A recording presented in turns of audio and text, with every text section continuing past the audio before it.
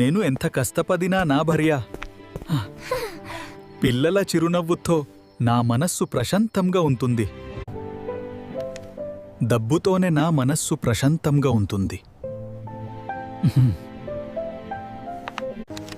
ఇది మనందరి పని.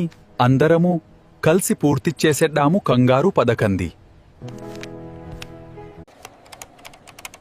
నా పని నేను కంప్లీట్ చేసేశాను. ఇక మిగిలినది మీరు చేసుకోండి. సంతోషమే సగం బలం, కలసి ఉంటే ఏదైనా సాధించగలం. డబ్బుంటే ఏదైనా సాధ్యమే.